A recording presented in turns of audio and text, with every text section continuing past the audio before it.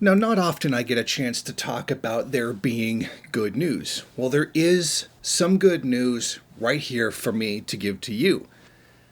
The family of George Floyd have entered into a settlement with the police over the killing of George Floyd. As you recall, he was the black man who was restrained by the police, where the officer Derek Chauvin placed his knee on the man's neck for 9 minutes, choking him to death. And currently they are in jury selection for the trial right now, where he is facing second degree and third degree and second degree manslaughter charges. Now, the settlement they got was $27 million. And that is one of the largest settlements from a police killing that has ever taken place in America. And I think this sends a very real and serious message to police forces across the country. You're going to pay. Every time you do this, your department is going to pay out the nose for it. And sooner or later, if you keep hitting the capitalist, even though police aren't actually capitalists, in the pocketbook hard enough, they're going to start doing something about it. Now, they'll probably make it illegal to sue the police for police killings. I mean, let's face it, they're going to do that before they actually stop killing people. But this is a tremendous step forward, which brought, obviously a great deal of happiness to the family of George Floyd. Of course, this amount of money can never actually replace the loss of a human life, but it can very much send a message to those police officers and what they did. Now, George Floyd's brother had something to say on the ruling. This agreement is a necessary step for all of us to begin to get some closure. George's legacy, for those who loved him, will always be his spirit of optimism that things can get better. And we hope this agreement does just that. That it makes things a little better in Minneapolis and holds up a light for communities around the country.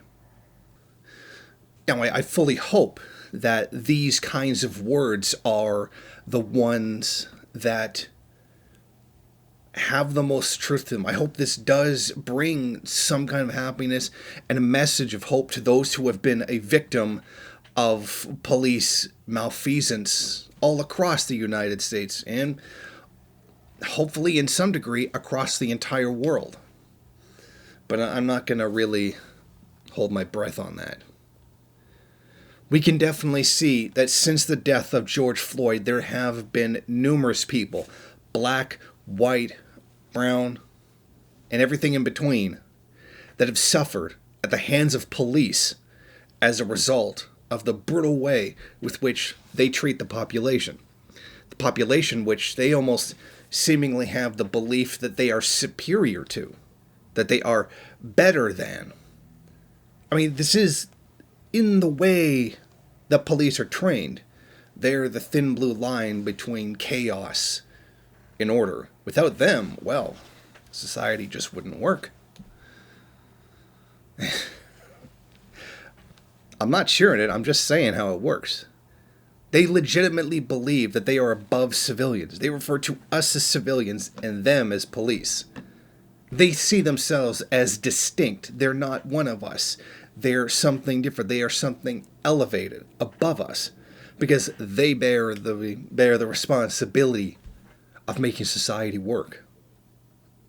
And this is where they get that pernicious idea in their heads that they have a right to do to us whatever it is they want.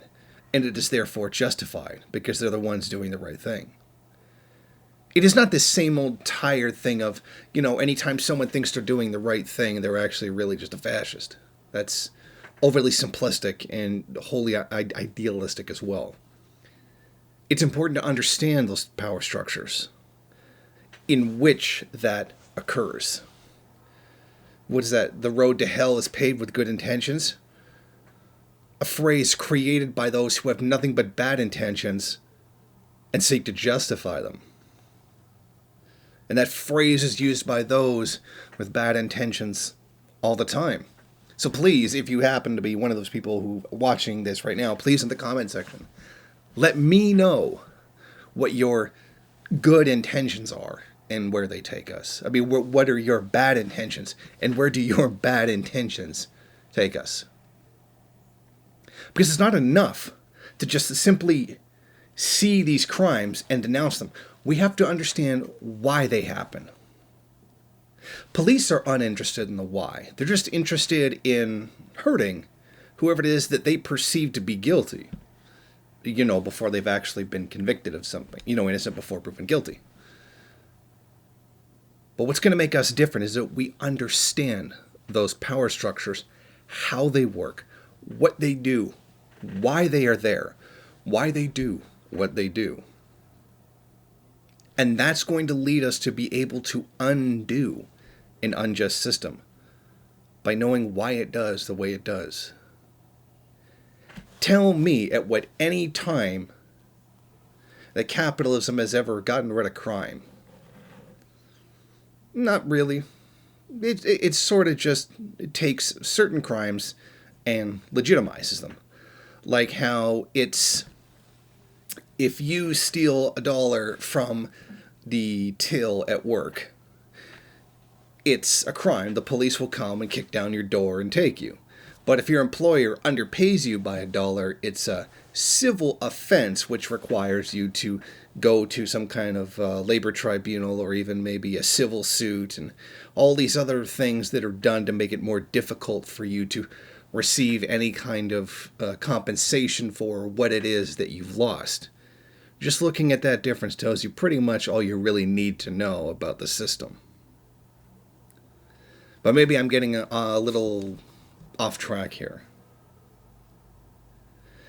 It is American society which suffers from one of the worst levels, suffers from the worst levels of police abuse in the first world. Obviously, this is incomparable to what people in the Philippines suffer, people in, say, Afghanistan or some countries that, are literal actual war zones. But America's not a war zone. Or at least technically it's not. But you might kind of get that idea from a lot of people in that system. Because it certainly does feel like a war, doesn't it? It really does feel like a them versus us kind of thing. When you know that police officer and their self-believed superiority is already of the us versus them mentality. So if you ever find yourself feeling like this kind of is a war, it's because it kind of already has taken that manifestation. Now, I'm not saying to go out and commit acts of violence, because I would never do that, because that would be illegal, officer. I'm just saying you should manage and develop an ability to defend yourself. Because if you are going to have to face a threat, whatever that threat may be coming from, you do have to prepare yourself to, you have to defend yourself from it. And that's what everybody out there should do right now.